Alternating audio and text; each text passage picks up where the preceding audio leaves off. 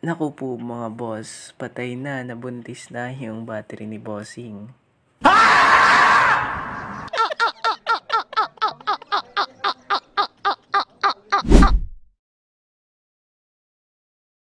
So what's up mga boss, panibagong araw, panibagong repair na naman tayo. So ngayon may tanggap tayo ang Technospark 6 Go. Sabi ng may-ari, bigla na lang daw itong namatay. At sabi rin ng may-ari na medyo lumaloban na rin yung likod ng unit. Ano nga ba yung possible issue nito mga boss? Salpakan natin ng charger. Kung nakikita nyo, may indicator light pero walang display. Ano nga ba yung posibleng sira nito? So, buksan natin.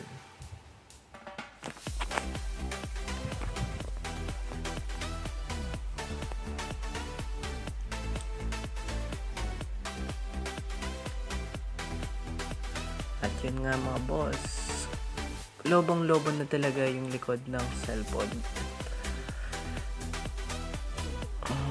So, tatanggalin muna natin yung screw para ma-access natin yung loob.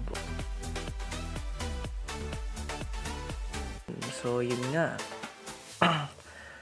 Sobrang laki na ng battery mga boss. Buntis na buntis na.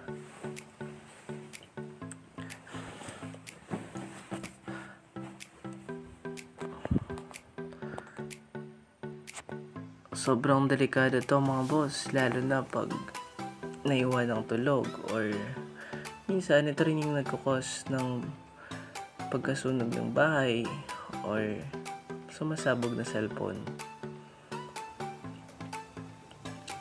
So, lagyan natin ng thinner para lumambot yung mga adhesive dyan sa likod ng battery para di tayo mahirapan magtanggal.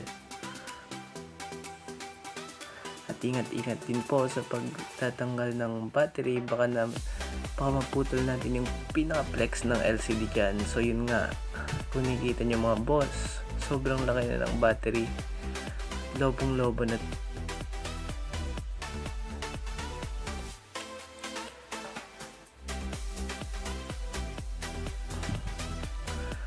So,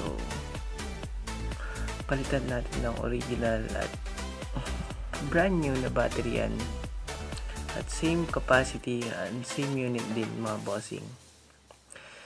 Super good quality na rin ng battery yan. At kita nyo mga boss, same na same yung capacity at same din yung laki ng battery. So yun nga mga boss, medyo malambot na yung original. So ito na nga yung papalit natin, linisan muna natin mga bossing.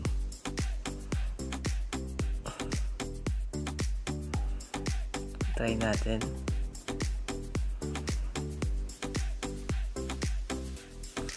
Magdi-display nga ba?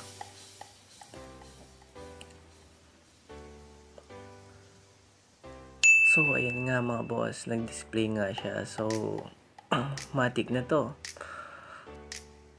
Alam na natin yung problema. Sureball na battery na ito mga bossing. Lagyan natin ng double adhesive para kung bumagsak man yung phone ay hindi basta-bastang matatanggal yung flex sa pinaka FPC connector o hindi maputol yung flex para iwas gastos yung customer natin. So yun nga mga boss, ibalik na natin yung mga copper at mga screw.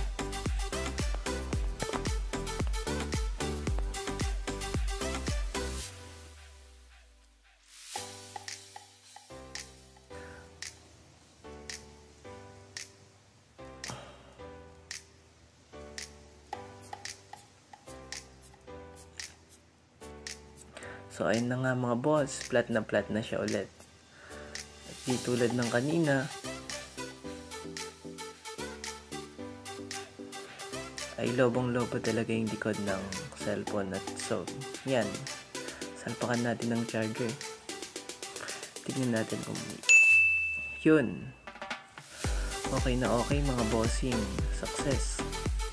Yun nga, may laman pa yung battery na kinabit natin. Try natin yun.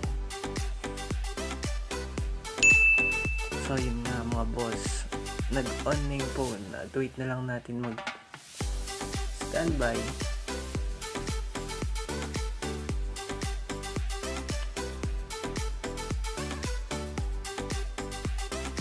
So ayun mga boss, lumabas na yung pinaka home screen ng cellphone at goods na to, all goods na mga bossing.